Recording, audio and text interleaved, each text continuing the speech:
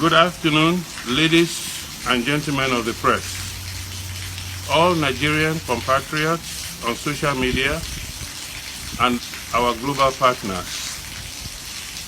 Through your efforts, the entire nation has been made aware of several warnings to the multifaceted war on Nigeria, further explained as the Fulanization and Islamization of Nigeria by the former president of Nigeria, Dr. Aremu Okikiola Olusegun Obasanjo, and supported by the Nobel laureate, Professor Wole Soyinka.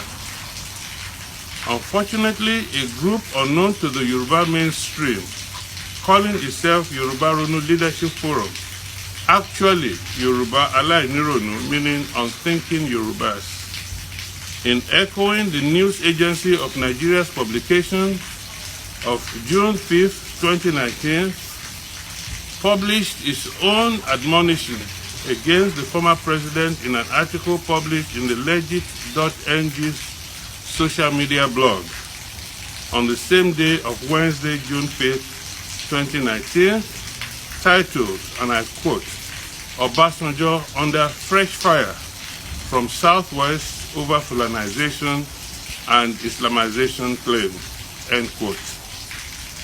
The said Yoruba Ronu Leadership Forum claimed that former President Obasanjo, and I quote, "is crying wolf when there is none," end quote. What?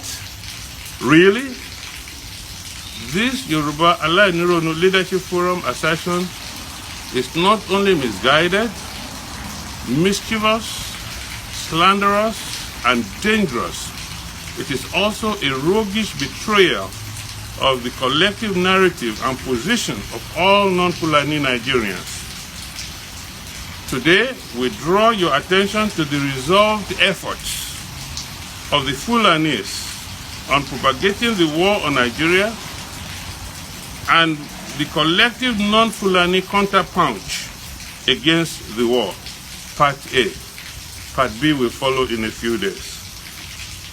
For the clear avoidance of doubts on the war on Nigeria by the Fulani jihadist terror network, let us first make three important statements. We want to state the absolute position on the war by the Fulani jihadist terror militia as exemplified not just by their words only, but also by their actions. Then, we will ask President Muhammadu Buhari why Funam, Makban, and other Fulani jihadist militia have not been labeled as terrorists and proscribed. Then, and finally, we will ask President Muhammadu Buhari where is the commensurate ruthless python dance which he unleashed against the Ibos, or the crocodile smile which he unleashed against the South-South and the riverine Southwest? Where is the government fury against Funam, ISWAP, Magban, and other Fulani jihadist militia? Where? The outstanding declaration of war by Funam against Nigeria. In a statement signed by Badu Salisu Amadu under the instruction of his national president, Umar Amir Shehu, the Fulani Nationality Movement, Funam, following its deliberation on the state of the nation in Kano on Saturday, January 13, 2018, more than a year ago. The context of the deliberation, which was calling the recent killings and national uproar sick, in quotes. The organization also distributed the summary of its deliberation as follows. A. Funam, as its excuses, claimed the following 7 main points. 1. That there are attacks on cattle by rustlers. 2. They claim that Fulani men and women in some parts of Nigeria are being kidnapped. They claim that Fulani traditional settlements in northern Nigeria and some parts of southern Nigeria are being displaced. They claim that there is ongoing stealing of properties belonging to Fulani cattle owners. 5th, they claim that the call for restructuring of Nigeria is irresponsible. Let me repeat that. They claim that the restructuring of Nigeria is irresponsible. 6th, they claim the plot to ensure that Fulani are pushed to the backbench in the power equation in Nigeria, and above all, they claim that the vicious campaign against the God-ordained place of Fulani as the leading star guide in Nigeria. They claim the vicious campaign that their God-ordained place of Fulani as the leading star guide in Nigeria is contrived. Now, let us look at the Fulani's contrived conclusion and their own solution strategy. And I quote, 1. We Fulani categorically approved of the killings in Benue of TVs as being well-deserved as a revenge attack on the series of onslaughts on the Fulani, an attack which was most horrendous on November 17, 2017, when 30 Fulani men and women were killed in Nasarawa State. 2. We Fulani people noticed the recalcitrant culture of the TV people as demonstrated even during the 1804 jihad. Imagine referring to the beginnings of the jihad in 1804 by Uthman dan Fodio. So there is a connection. When the TV people obstructed our ordained conquest of Nigeria, we Funam condemned the media propaganda being waged against the Fulani and supported by Yorubas, Igbos, and their bigotry allies in the Middle Belt. We can see that from these statements, we know the objective and focused target of the Fulani war. It is mainly the Middle Belt and southern territories of Nigeria. Other areas affected, mainly the northeast and the northwest, are merely the collateral damage due to the long-standing Fulani oligarchs' oppression, as well as the weaponization of their own educationally denied children for political and economic gains. 4. We Funam are aware of plots by minority ethnic groups in the Middle Belt to attack Fulani settlements. Please pay attention to this next conclusion by Funam.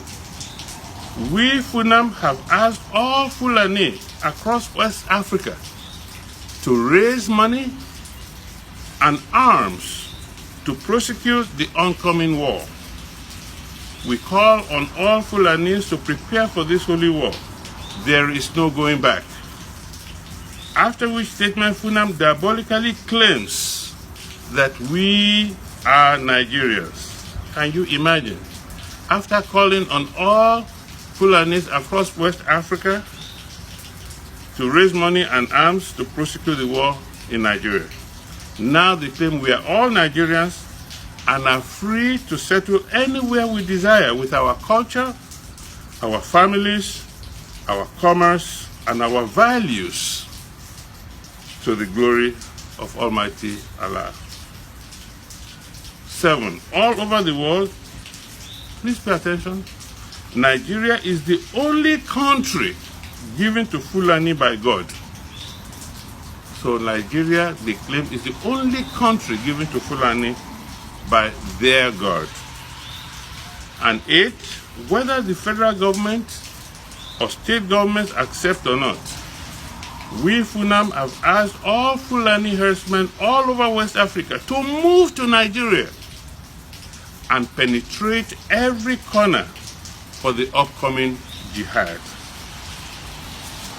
9, important also, we have asked them to be armed, since it seems armed conflict is the only language that Nigeria understands.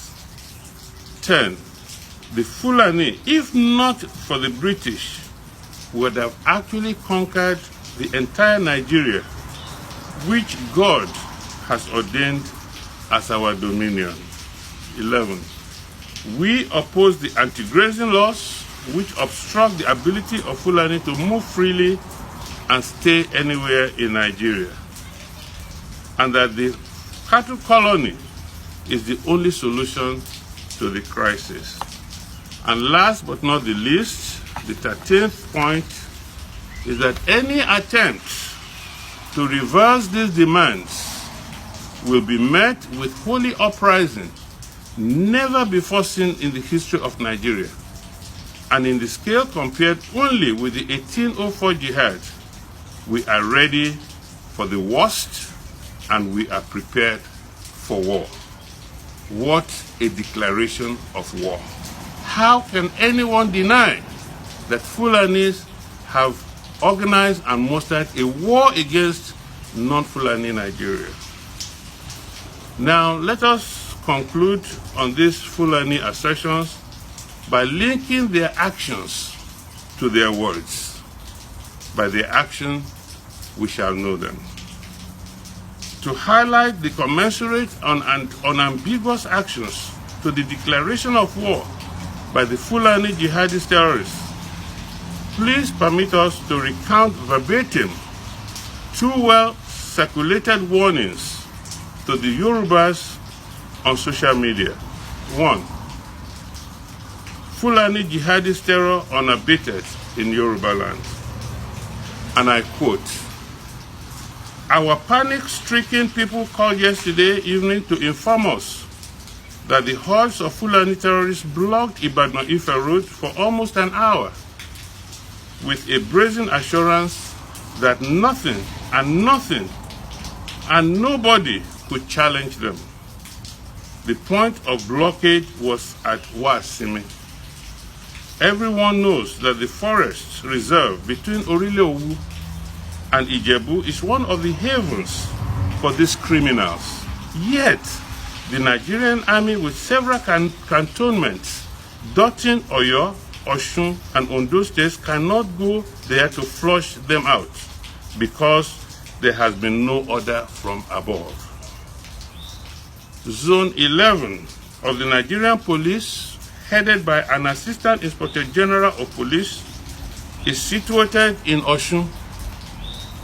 He has operational control over at least 3 PMF squadrons, including Squadron 4 and 39, based in Ibadan and Osogbo respectively. The Assistant Inspector General of Police cannot act because there has been no order from above. The people above who are to give orders appear to be deep in slumber. But why is that? Whenever the citizens show signs of discontent with government policies, the towns are flooded with security agencies. But when citizens' lives are imperiled, the security men are always ensconced in the comfort and safety of their barracks. Why? I do not want anyone to point to the heroic sacrifices of our soldiers in the Northeast. The politicians always give orders when an issue has become an international embarrassment, like we have in the Northeast. And when they send the soldiers, they procure and equip them with inferior and outdated weapons, so as to prolong the conflict and maximize profit from arms procurement. The point I labor to make is that it appears to me that the philosophical underpinnings of and the raison d'etre for the existence of security agents in Nigeria is for the protection of the government against the people and not for the protection of the people. How on earth could a handful of bandits block a very busy expressway for about an hour without the security agencies confronting and routing them? Like I said before, we need a referendum. Let me restate. We need a referendum. If Nigeria can no longer protect us, we need to decide what to do with it. Enough of this inertia.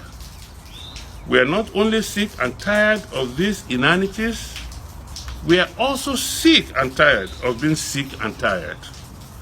Please, shelve the idea of traveling to Osun now unless it is absolutely necessary. We have also received reports that some armed terrorists have been seen inside the forest of Olomu in Osun. Olomu is in Ejigbo local government area, but it lies along Iwo Ogbagba Awo Road.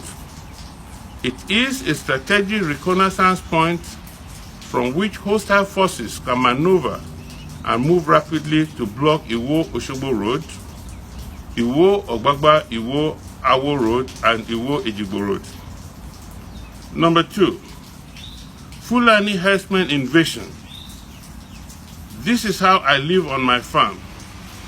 The personal account of a farmer. I quote, "We Yorubas and Nigerians as a whole have a problem." End quote. Continuing, outsiders see the problem, but we are largely in denial. Consequently, majority of us don't appreciate or understand the dimensions or depths of our Fulanization problems. The farmer continues, in December 2015, AK-47 carrying Fulani cattle herdsmen approached my Nigerian countryside property to within 200 yards of my patio and were coming undeterred.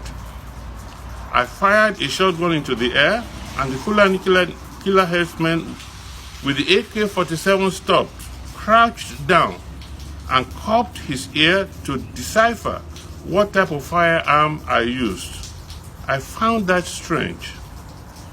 I changed to this very rifle and fired into the ground 50 yards from the patio. I now brought out a third firearm and was watching through the rifle scope. He communicated with a huge female black and huge cattle to move with others right into my farmland. When he was about 70 yards to my right, he was all the while watching in my patio direction. I shot the huge female cow in the belly and returned the rifle scope to this one crouched Fulani. He now brought the AK-47 out from under his tunic and his left shoulder and was about to shoulder it on his right shoulder. He got it there, looked at the shot cow and its others and returned it, and they all ran away. So this farmer, because he was armed, was able to show his firepower that drove the Fulani killer herdsmen away. I called the police to send a senior officer. My nephew had captured it all on film. When the police inspector arrived, we told him what had just transpired. What he told me was shocking. He said, 9 times they have arrested Fulani herdsmen with AK-47s, and each time they were instructed from Abuja headquarters to release them and return their AK-47 rifles to them. Thereafter that last incident, they brought their cattle again and deliberately stayed at 350 yards. I shot 2 standing side by side in the belly. meaning 2 cows. They returned a few months later and stayed 400 years. I shot another cow, another 2 cows in the belly, and they set fire to the farm bush as they retreated.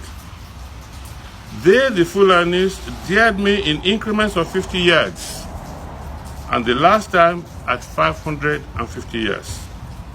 I shot 2 huge cows standing side by side in the belly.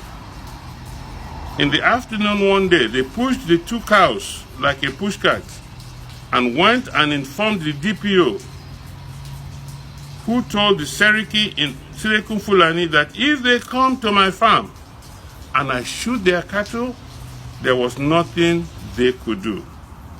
He warned the Fulanis that if they carry guns to my place, whatever happens, they are to blame. Since then, they never tried, and they stayed away from my premises. Now, this farmer said that he had noticed that over 60% of prison inmates in the area were Fulanis. How did I know? He continues. They don't speak Hausa. 2, their vaccination scars are on the left forearm, as against Nigerians who have theirs on their shoulders.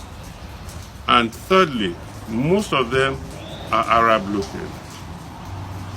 The farmer concludes, this is how I live in my own home. When I decided to retire to Africa, I wanted to go to Mozambique, but later decided on my home country, Nigeria. As an avid and global safari licensed hunter, I had to have my entire firearm collection licensed in Nigeria to help farmers hunt their crop-damaging elephants and buffaloes. Little did I know that one day I would have to use these firearms to save my own life. This bad behavior started in 2015, right after Buhari became president. Before then, the cattle Fulani asked us before grazing on our farms. On 3 occasions, their calves got stuck in the muddy swamp, and we had to take care of them until we located the farmers. This was how the farmers and the nomadic, unarmed Fulani men interacted before 2015. So we know what has instigated the current crisis. This will be continued in Part B of our press statement. Thank you.